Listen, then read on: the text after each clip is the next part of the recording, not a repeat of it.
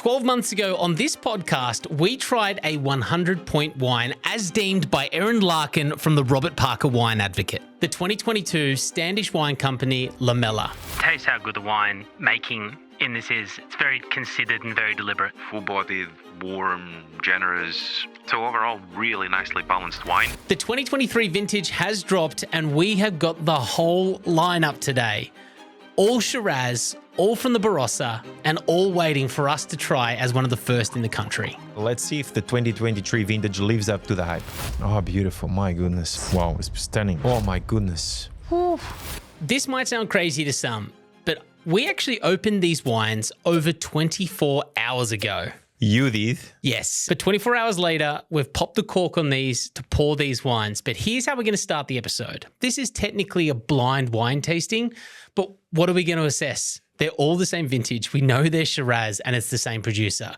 So what we're going to do, because a lot of people are asking us questions, Carlos, and the question that they're asking us is, which one of the four should I be buying? They're over $100 each. In a cost of living crisis, it's hard to get all four. For sure. So we're going to blind taste these. You're about to find out what is the order of the blind tasting, and we're just going to give you an honest opinion of our personal favourites. Glass number 1 on the left is the Standish Single Vineyard Shiraz. Glass number 2 that they'll be tasting is the Schubert Theorem. Glass number 3 is the Lamella. And glass number 4 is the Relic. There's an interesting fact about the old Shiraz base. One of them will have a drop of Viognier. Yeah, the Relic. If the winemaking is the same, one of the wines as well as another difference, which obviously is treated with in concrete egg. So again, has a slightly perhaps smoother, finer texture. Concrete tanks. Well, there's concrete tanks and then he has the egg shape. So they're different things. Oh, concrete eggs. Exactly. If you hear a little baby in the background, we are very pleased to have a young sommelier in the shape of Naomi, who's, 8 months old now? Yes, 8 months old. Yeah, right. So you might hear her in the background. And Carlos, of course, will be using a spittoon as he'll be driving his beautiful daughter home. Let's get tasting, Carlos, and let's start at number 1 from the left. Okay, so they are not in any order, particular order. Underneath it is the number of the glass. So from our left is 1, 2, 3, and 4. Yeah, but the bottles are not in the order. No. Okay, perfect. Yeah. Just random order for those on YouTube. Okay, If you see in between us in the lineup, it is not in the same. Oh my goodness. Whew. Smells really good. Number 1, it's incredibly dark berry, dark chocolate. I remember when we tried the Lamella, it really resembled Rhone Valley. This to me brings me more to Barossa. I mean, it is from Barossa, obviously, but it's warm, it's generous on the nose without tasting, but beautiful bouquet of aromas. Yeah, and I picked that up as well. You're going to assess all of them on the nose, are you? I was going to do that. Yeah, sure. I'll do it with you. I pick up the same. It's funny. I'm comparing it to like an Eden Valley Shiraz. Correct. You're right. You do feel that sense of just a really warm time and place. Number 2, similar. But different. Perhaps he has a stronger, deeper concentration. I think number 1 was more pretty. On the nose, more floral, more sort of bergamot. Bergamot? Bergamot is the leaves on the Earl Grey tea. Remember that we tried to say this when we tried the Portuguese wine? I couldn't remember, And I couldn't remember the leaf name. Bergamot from the Earl Grey tea. All right, number 3. Yeah, number 3. Ooh. Number 3 resembles Rhone Valley to me. Number 3 for me is that peppery, that cured meat. If I were doing this blind tasting without knowing his Barossa Shiraz, I would say, oh, this could be like Côte Rôtie or. For me, this is my favorite nose. Wow, it's stunning. Yeah, I know. Honestly, they've all been great. The 3 of them, yeah. And I was really scared. And that's why when you said that you open the wines, and I said, you open the wines, is because of the long-term 24 hours that we open the wines. Well, of course, I took the hint last year from Erin Larkin, who did that. And to be fair, she was right. I've had a sip of the first 2. Yeah. It was so tight yesterday. Yeah. It was so tight. The concentration and the tannin was way more intense than what I've already experienced today. So it's definitely the right call to open it up 24 hours beforehand. Yeah, no, honestly, they're showing absolutely beautifully.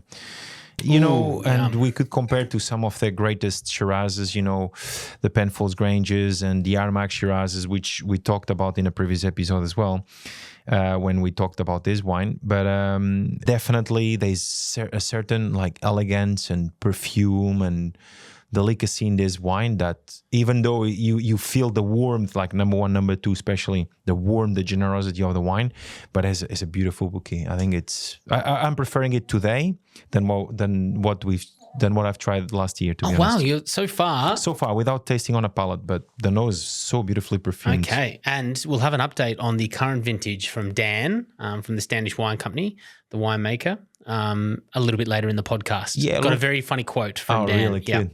I mean, the guy, Dan Standish, so he's been making the wine, or we founded the wine in 1999, right? Mm-hmm. And obviously working for Tobrek, which is now American owned, but yeah, one of the most iconic Australian wineries. Yeah, pretty cool. And pretty cool. Very dedicated to his winemaking. One of our followers, when we said that we're doing this episode, said, this is true, this is a quote from him. He asked Dan how the wine was looking for 2025, because I think this, like the latest vintage, has been one of the driest in the Barossa on record. Oof. So keep that in mind. That it means should. Heat. Yeah, heat. Dry. And just like so many other conditions that can go into that. Of course. And Dan has replied to him saying 12 out of 10. 12? Oh, wow. That's what Dan said about the 2025 vintage. Obviously, we're drinking the 2023 today. He holds on to it for a little bit. Yeah. And then this follower asked, do you need any help picking? And Dan replied, nah, mate, no offense. I don't let anyone else do it. They fuck it up. That's it. Well, so that is a person who is so yeah. dedicated to make sure it's perfect every time. Of course. Look, when you so in love with what you do, and when you so passionate about every single vine, you every single bunch of grape on low yielding, old vines, it's a privilege, I'm sure, for him to work with those vines, but as well, pick each bunch and look at them and like, this is gold, it's like, and you don't let anything else go in. So it's pretty cool. I think I didn't know much about the Standish wines in the previous episode when we did it. And I was very excited to try the whole range. So yeah, super cool so far. We haven't touched on number 4 yet, though. Yeah, I smelled. Number 4 for me was resembling to wine number 3 as well. So that Northern Rhone style. Again, the cured meat, but even more intense. Or maybe they're just getting better and better in the glass because you just poured them, no? Just before. Yeah, poured them about 15 minutes before you arrived. The wines were open 24 hours ago, but then obviously poured in the glass 20 minutes or so ago. Yep. Yeah, pretty cool. All right, palate. On the palate. Number 1 on the left for the palate.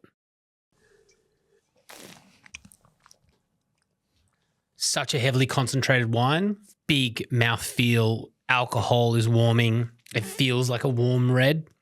It's a big, like even the color of this beautiful, I've chosen the Hermitage or Syrah RIEDEL glass for this, and the stain in tears. Yeah. Truly red, so thick and Like developed, almost and a little bit purple. more purple as Yeah, well down purple, the yeah, lineup. totally. Jesus, delicious. Beautiful forming arches in the glass. Look like the, I don't know, like the Italian Coliseum or something, like. And remembering all our job is today is obviously not to identify which bottle is which. Mm-hmm. Like I said, they're the same vintage, same producer, same Shiraz, like Shiraz with a bit of Viognier in the Relic. We just want to tell you which one's our favorite, especially obviously the Master Sommelier. Wow. But number 1 for me is gorgeous, so I'm just excited Really to try gorgeous. the rest. But you see like how once you sip it out, the tannins are so drying.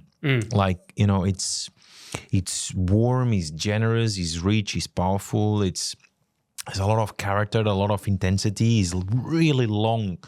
Like I still keep sipping on or tasting fruits and the dark chocolate, almost a little mocha. And the tannins are quite drying. It's not a typical sweet Barossa tannin that resemble obviously the sweetness, the ripeness, etc. Here the tannin kind of feels off the cliff, like sharp. Really good. It's super delicious. Yeah, honestly. Gorgeous wine. Gorgeous wine. And I don't know how I'm going to go as a rookie, Master Sommelier's apprentice, to kind of differentiate between the 3, but a great place to start. Yeah, more floral, more fragrant, more perfumed. I found on the nose number 1. But yeah, the palate is that richness, ripeness, intensity, all the black fruit, etc., etc. But that tannin that is quite drying in the mouth. That's pretty cool.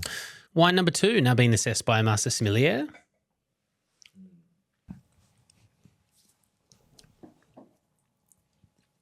Number 2 feels a bit bigger, a bit bolder, feels more Shiraz from Barossa.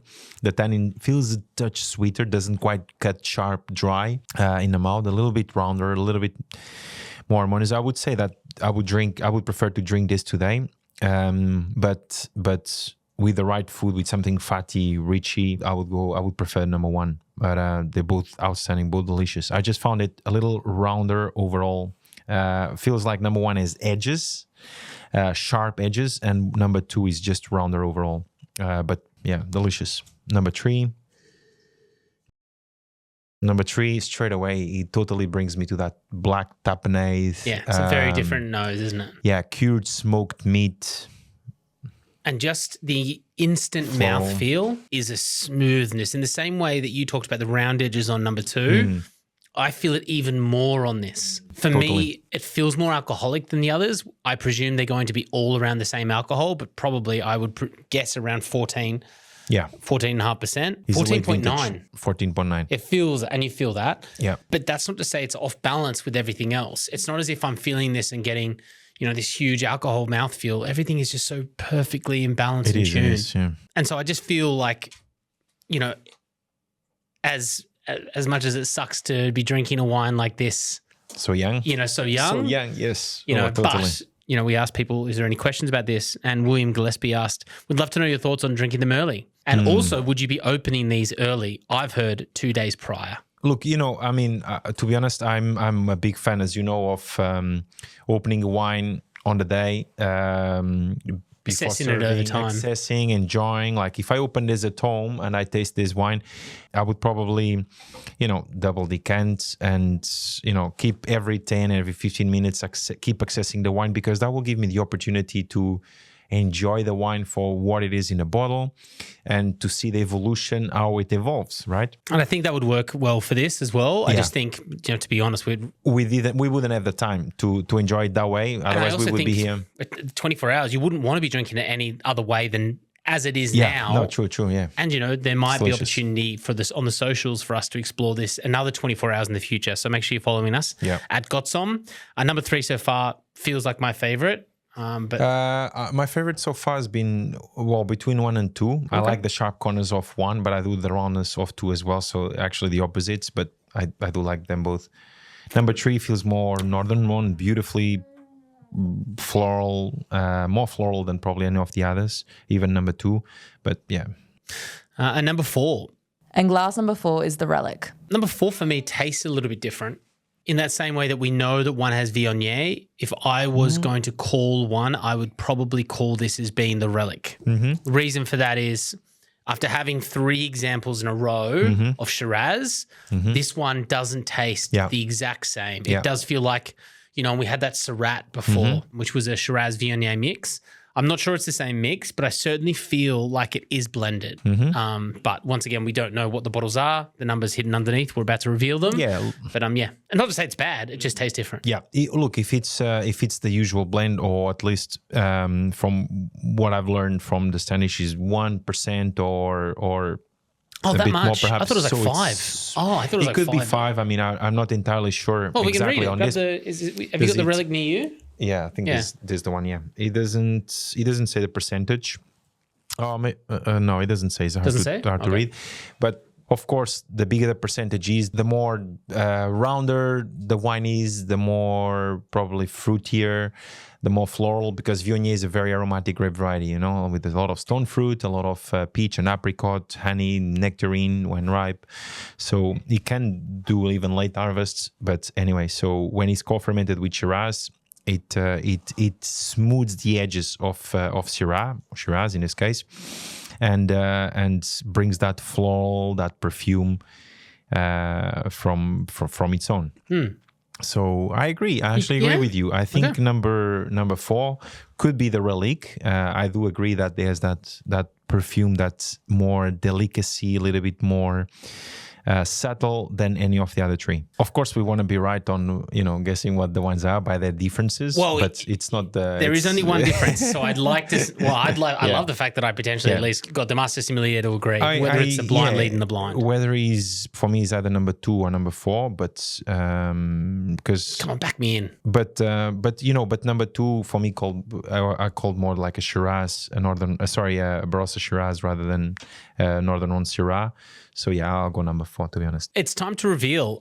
Firstly, I'll go first because it doesn't really matter, and I don't want to follow the master sommelier's opinion of my favorites. It's between 2 and 3. The reason it's between the two is I find these to be quite different between each other, as much as they are, I believe, to be 100% Shiraz. I think one of them is the Lamella as well. Just knowing that wine, we had the wine last year, but I also bought another bottle and I had it about 6 months later. Number 2, number 3 are my two favorites. If I'm going to pull one, I'm going to pull number 3, which is that Rhone style. Yeah. I love big, Beautiful. bold Shiraz. I lived in Adelaide for such a long time. It's a staple diet. But yeah, there was something nice about that little bit of complexity with that tapenade-esque Syrah style. Maybe it fits because the glass is a Syrah glass slash Shiraz. Great obviously. glass, by the way. Yeah. Yeah, shout Thanks out to RIEDEL. RIEDEL. Yeah. Carlos, the master sommelier, what is your fave? I do really enjoy number 1, that sharpness, that drying tannin on the mouth, on the palate. Even though probably I would want this wine in a few more years. I do like the Rhone aroma resemblance of number 3 as well. And to know that we're doing something like this in Australia is pretty bloody awesome. Time for the reveal. My favorite was number 3, and I think it's the Lamella. Number 3, it was the Lamella. Okay. Number 3. Oh, good job. Thank you. Number 3 revealed as the Lamella. Your favorite was? My favorite was number 1, and I think is the Schubert Theorem. Okay. Hopefully it is.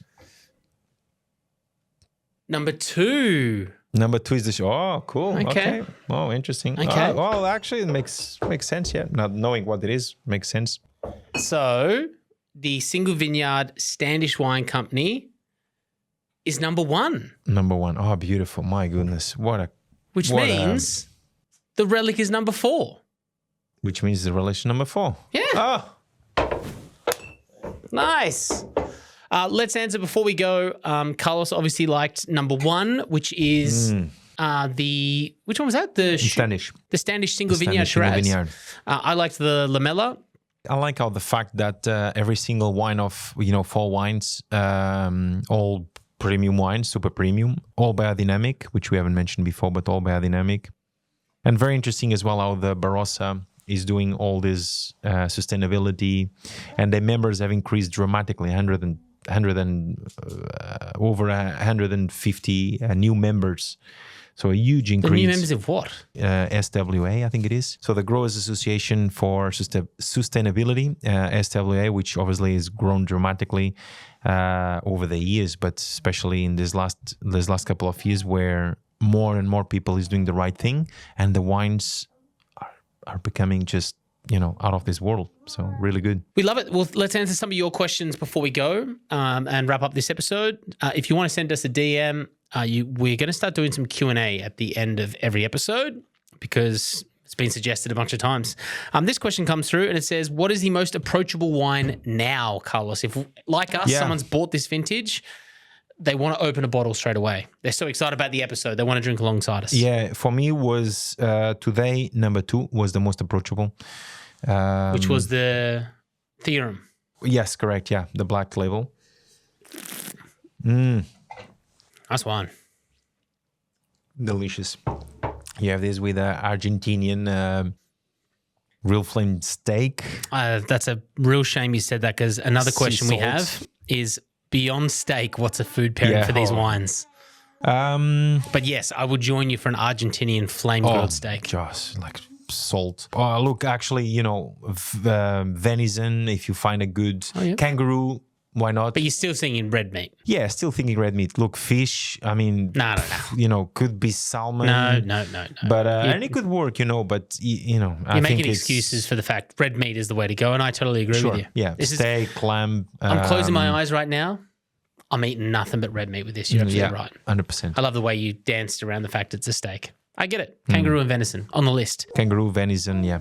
Cal True has sent us a message. Mine arrived last week. Super curious what you think of each wine and articulating the differences between them all. I think a Master Som has done that today. Thank you, Carlos. Maybe some views on whether some or all need age. If so, how much? Yes, definitely. Oh, look. Need is not right because they're drinking beautifully. Sure. But deserve. Well, that's a perfect way of putting it, to be honest. 20 years, easily 10, 15, 20 years. I mean, look, if you can get another couple of bottles, I know it's hard and, locations are very tight and they fly out the door as soon as they open. But if you can somehow collect a couple more bottles of each and, open one, maybe not now, I would still hold it. Come and join us. I'm sure, Angus will keep some, I guess, for, Well, we are going to say we did invite a couple of people to the episode today. They couldn't make it. Carlos's daughter is a little bit sick. And both of our guests had children, so we didn't take the risk.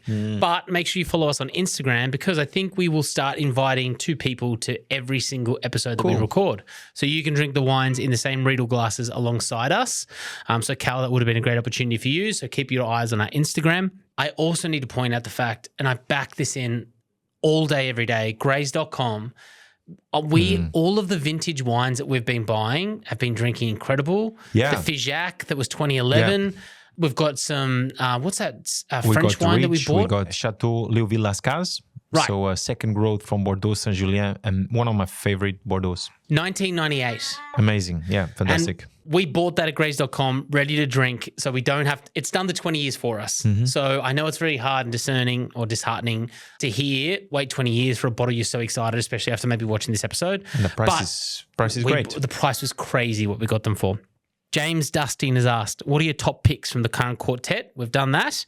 How do they compare to previous vintages? Great question, and I would have forgot to do this. You kind of mentioned it a little bit. Do you remember the 2022? Because I have my thoughts on the Lamella, which was my favorite this vintage. Well, or this lineup. Well, I was a little bit not septic last year when we tried the Lamella, but I just didn't know what to expect, to be honest. And but I felt like it was a big wine, bold, and of course, 100 points. It's always who is judging. You come in a bit with skepticism, though, right? This is meant to be a perfect wine. Yeah, I honestly enjoyed way more today the 4 wines than I enjoyed, or then I shouldn't say that I enjoyed the one last year because I did enjoy it by the end, and I was like, oh my god, it's actually really good. But I felt like today, this 4 glasses, all of them are showing so beautifully that, incredibly balanced. And even though they're so young, they're showing huge potential. Well, there you go. Dan, you're doing an incredible job from a rookie like myself to one of the top master sommelier, the best, brains and taste buds you can have on the planet, assessing your wines. Keep it up. A great representation for Australia. Well, thank you so much for watching, everyone. Hopefully, if you got one of these wines or you're thinking about getting one of these wines, if you can, that helped with your decision making.